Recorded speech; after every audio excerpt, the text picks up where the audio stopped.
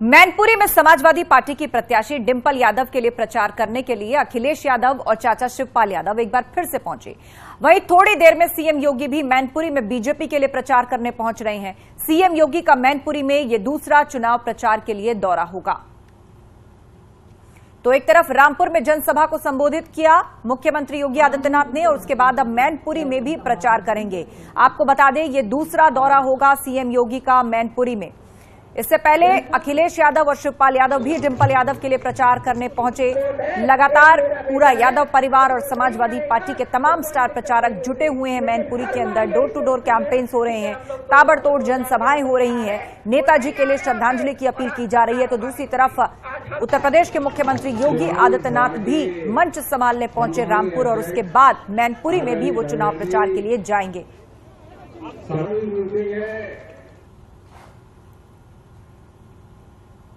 मैनपुरी में शिवपाल यादव और अखिलेश ने प्रचार के दौरान बीजेपी पर जमकर निशाना साधा। क्या कुछ कहा, आपको दिखाते हैं। हमारे प्रमुख कार्यकर्ता हैं जो हमारे बूथ पर प्रभारी हैं, उनको धमकाने का काम कर रहे हैं। खूब धमकियां भी दी जा रही हैं, वहां पर जा करके वोट भी मांग रहे हैं। बताइए, हम यहाँ जितने भी लोग हैं पूछना चाहते हैं, इनकी धमकी में आओगे? हाथ उठा करके बताना नहीं आएंगे। इनकी धमकी में मत आना, और जितनी भी ये धमकी दें, जितनी भी धमकी दें, उतनी वोट और बढ़ाने का काम करना। वो कुछ दिन पहले फिजिक्स पढ़ा रहे थे हमें और आपको, पेंडुलम पढ़ा रहे थे। एक नेता आए, उन्होंने कहा पेंडुलम है चाचा हमारे। मैंने उनसे कहा कि पेंडुलम हम भी नहीं समझ पाए, बहुत सारे पत्रकार इसे समझ नहीं पाए। हमारे कई बार हमारे बुजुर्ग नहीं समझ पाएंगे कि बताओ ये पेंडुलम क्या चीज है। मैंने उनसे कहा कि देखो, पेंडुलम के बारे में तो हम नहीं जानते, लेकिन हम झूला के बारे में जानते हैं। हमारे चाचा है, नेताजी से राजनीति सीखे हैं, ऐसा झूला झुलाएंगे कि आपको पता ही नहीं लगेगा कहां से लगेगा। मैनपुरी उपचुनाव में पत्नी डिंपल यादव के लिए प्रचार करने जसवंत नगर पहुंचे अखिलेश यादव का वहां के लोगों ने जोरदार स्वागत किया। समाजवादी रंग से रंगी हुई पगड़ी पहनाकर अखिलेश यादव का लोगों ने वहां पर अभिवादन किया। समाजवादी पार्टी के राष्ट्रीय अध्यक्ष अखिलेश यादव ने पत्रकारों से बातचीत में कहा कि बीजेपी के नेता चुनाव में वोट मांगने के दौरान गलत भाषा का इस्तेमाल कर रहे हैं। बीजेपी का कोई नेता ये बताने के लिए तैयार नहीं है कि उसने विकास कितना कराया।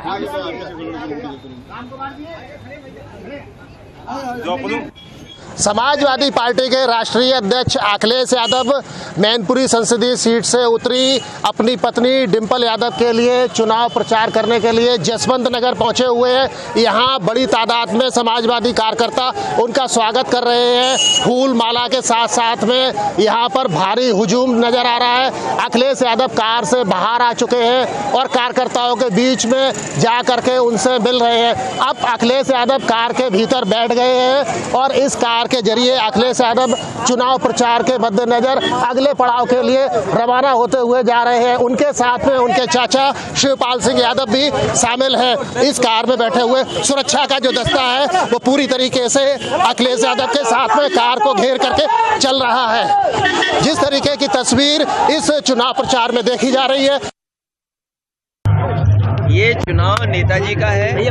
पूरे क्षेत्र में विकास नेताजी का कराया, समाजवादियों का। इस विकास के ये कम से कम जो ये भाषा इस्तेमाल कर रहे हैं, उन्हें बताना चाहिए कि यह कौन सी सड़क बनाई है, कौन सा अस्पताल बनाया है, क्यों बजट खत्म कर दिया, बजट क्यों नहीं दिया जा रहा है। तो विकास की बातें नहीं करेंगे, क्योंकि इन भारतीय जनता पार्टी के लोगों ने विकास नहीं किया है। जनता इनके खिलाफ खड़ी दिखाई दे रही है, इसलिए ये इनकी भाषा बदली हुई है। लेकिन वो कल क्या छापा मारा गया, कई जगह जा रही है पुलिस। ये पुलिस इसलिए जा रही है कि आप वोट ज्यादा से ज्यादा डालें। ये बताने जा रही है कि चुनाव के दिन 5 तारीख को घर पे न रहें, ज्यादा से ज्यादा वोट डालें। लेकिन डिप्टी सीएम खुले मन से कह रहे हैं 8 तारीख के बाद देखेंगे। अरे भाई प्लीज, क्या डिप्टी सीएम क्या कह रहे हैं? क्योंकि डिप्टी सीएम नहीं है वो, न उन पर बजट है, न विभाग कोई काम कर रहा है। आज स्वास्थ्य विभाग दे लिए पूरा चौपट हो गया। इन पे कौन सा विभाग है? ये झगड़ा बीजेपी में अंदर का है कि कुर्सी किसके पास रहे। जाओ। वहीं करल में एसपी नेता स्वामी प्रसाद मौर्य चुनाव प्रचार करने पहुंचे, जहां उन्होंने ये दावा किया कि लोकसभा उपचुनाव में मैनपुरी की जनता डिंपल यादव को ऐतिहासिक जीत दिलाकर नेताजी को सच्ची श्रद्धांजलि देगी, क्योंकि डबल इंजन की बीजेपी की सरकार सभी मुद्दों पर फेल हो चुकी है। क्योंकि मैनपुरी में हो रहे लोकसभा के इस उपचुनाव में मैनपुरी की जनता डिंपल यादव को ऐतिहासिक जीत दिलाकर नेताजी श्री मुलायम सिंह यादव को सच्ची श्रद्धांजलि देने का मन बना चुकी है। और वैसे भी डबल इंजन की भाजपा सरकार सभी मुद्दों पर पूरी तरीके फेल हो चुकी है।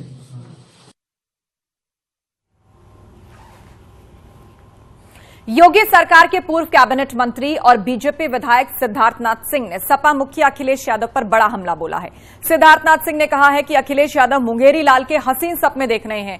डिप्टी सीएम को 100 विधायक लाने पर, मुख्यमंत्री बनाए जाने की पेशकश किए जाने पर तंज कसते हुए सिद्धार्थनाथ सिंह ने कहा कि समाजवादी पार्टी के मंसूबे कभी पूरे नहीं होंगे। पूर्व कैबिनेट मंत्री सिद्धार्थनाथ सिंह से हमारे संवाददाता सर्वेश दुबे ने खास बातचीत की।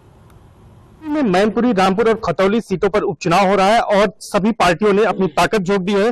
खास तौर पर अखिलेश यादव इस दौरान बीजेपी सरकार पर लगातार हमलावर हैं। रामपुर की सभा में उन्होंने जिस तरह का हमला बोला है, उन्होंने कहा है साफ तौर पर कि उनकी सरकार अगर आएगी तो वो भी बदले की भावना से कार्य करेंगे और उन्होंने आरोप लगाया है कि योगी सरकार बदले की भावना से कार्य कर रही है। हमारे साथ बातचीत के लिए पूर्व कैबिनेट मंत्री और मौजूदा विधायक बीजेपी के सिद्धार्थनाथ सिंह जी हैं, उनसे बातचीत करेंगे। सब जानना चाहेंगे जिस तरह की राजनीति हो रही है और जिस तरह से आरोप लगाए हैं अखिलेश जी ने रामपुर की सभा में कि सरकार बदले की भावना से कार्रवाई कर रही है और उनकी सरकार आएगी तो वे भी बदले की भावना से कार्रवाई करेंगे। देखिए, मर्यादा में रह के अखिलेश जी बात करें ये तो सही नहीं है और उन्होंने ना बात करी है और ये दुर्भाग्य है पूर्ण है कि वो एक रीजनल पार्टी ही सही में मुख्यमंत्री रहे, उनके पिताजी मुख्यमंत्री रहे, उनके पिताजी ने कभी मर्यादा को क्रॉस करके बात नहीं करी। तो ये जो इनको एक भावना अंदर जागी हुई है कि हम बदले से लेंगे, तो मुंगेरी लाल के पहले तो हसीन सपने उनके वही आएगा जो अखिलेश जी ने अपनी बुआ के साथ किया था। चाचा जो है वो चुनाव के बाद दूसरे रास्ते और भतीजा दूसरे रास्ते। धन्यवाद। तो ये थे सिद्धार्थनाथ सिंह जी, जिनका साफ तौर पर कहना है कि अखिलेश यादव मुंगेरी लाल के सपने देख रहे हैं। वो चाहे जितने दावे कर लें लेकिन न हुई उनकी जीत हो रही है और तीनों सीटों पर भारतीय जनता पार्टी जीत दर्ज करेगी और न हुई वो मुख्यमंत्री बन रहे हैं कि वो कोई कार्रवाई कर पाएंगे। कैमरा पर्सन संजू मिश्रा के साथ सर्वेश दुबे, न्यूज 18 प्रयागराज। मैनपुरी में लोकसभा उपचुनाव में प्रचार के लिए पहुंचे पूर्व सांसद धर्मेंद्र यादव की गाड़ी की चेकिंग की गई और गाड़ी की चेकिंग पर धर्मेंद्र यादव पुलिस अधिकारी पर भड़क गए और कहने लगे बीजेपी वालों की भी गाड़ी चेक कर लिया करो। अब यह वीडियो सोशल मीडिया पर वायरल हो रहा है। हमारी भी चेक कर लो, लेकिन बीजेपी वालों की क्यों नहीं कर रहे हो? नहीं, बीजेपी क्यों नहीं कर रहे हो? बीजेपी क्यों नहीं दिख रही आपको? आप लोग अत्याचार कर रहे हो ना, डेमोक्रेसी माफ नहीं करेगी आपको। डेमोक्रेसी माफ नहीं करेगी, याद रखना, याद रखना, डेमोक्रेसी माफ करेगी। क्या हो गया? हटो हटो चलो यार, हटो, तुम भीड़ लगा रहे हो। ये देश का संविधान और डेमोक्रेसी माफ नहीं करेगी। आओ करो और चेकिंग कितनी कर रहे हो? हटो हटो चलो, हटो हटो आओ इंस्पेक्टर साहब, कितनी और करनी चेकिंग प्लीज कम। नहीं, हम तो चले जाएंगे, गलती की हो तो चलो चालान भी कर लो। क्यों जाएं? अत्याचार कर रहे पूरे जिले में, आतंक फैला दिया आपने। जिस रामपुर सीट पर अपने प्रत्याशी आसिम रजा को जिताने के लिए आजम खान अकेले पड़ गए थे, अब उन्हें अखिलेश यादव का साथ मिल गया है। बावजूद इसके रामपुर का रण आजम के लिए चुनौतियों भरा रहने वाला है।